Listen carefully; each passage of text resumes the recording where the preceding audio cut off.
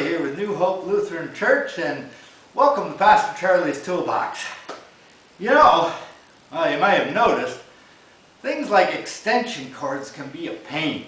In order to use them, before we get any work done, you have to find an outlet, you have to run the cord to the place where you need it, then you have to plug it into your tools and make sure that you don't trip on the wire or even cut it off by mistake.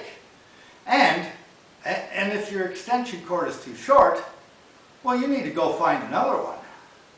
Luckily, the industry has come up with what they call cordless. They're really battery-powered tools like this leaf blower and this here drill.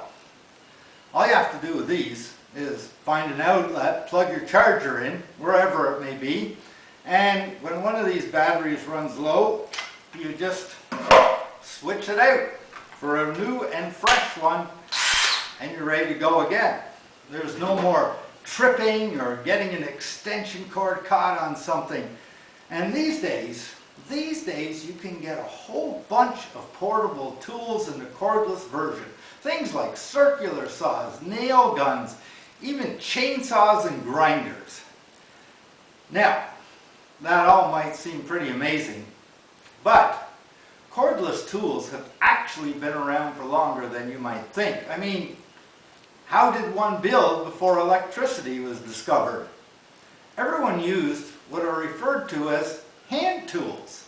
And I have some of them right here, which I think are rightly named because, well, in a lot of cases, they're downright handy. For instance, you don't need an expensive nail gun to fasten boards. Everyone has heard of a hammer and a nail, right? You just fasten them together that way. And you don't need a power tool to saw wood if you have something called a handsaw.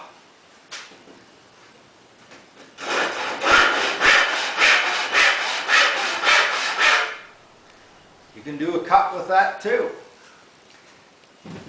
And it might surprise you to find out you don't even need a drill to put a hole in the board when you have something called a brace and bit, which is something you may never have heard of before. Now, I have a special bit here. It's kind of squarish on the end, and that's so it can't turn around.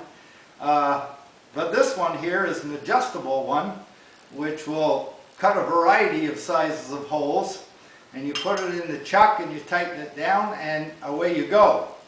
But that's a lot of work.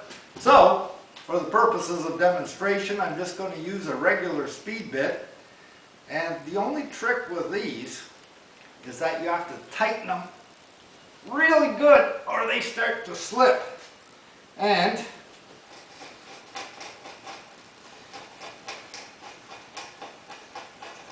you drill your hole like this. It's a little slower, but you will get through. And that came right off. You get the idea.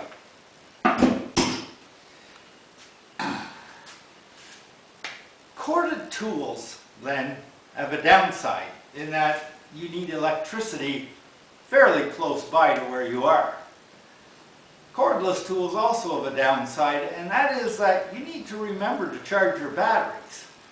And while those power tools are really impressive in what they can do, if you need to do just one small job, you can get by doing things the old-fashioned way.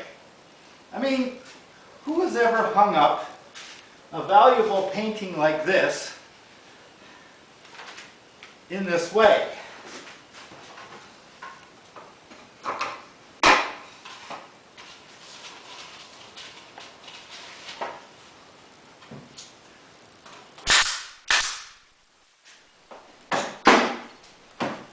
It's not how you do it.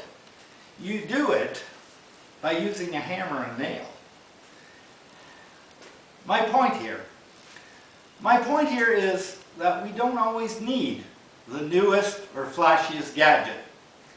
And that goes for our work in the kingdom of God as well.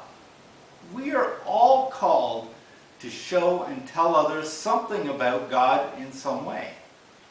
And one problem I come across is that a lot of people think that in order to do a really good job for God, we have to have the latest equipment and the flashiest message, or else we're not going to be any good at it.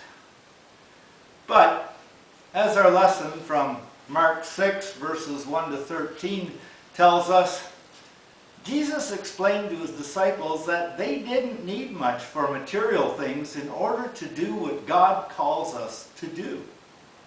He sent them out with almost nothing to show others God good news, because it's not the messenger who is most important, but the message.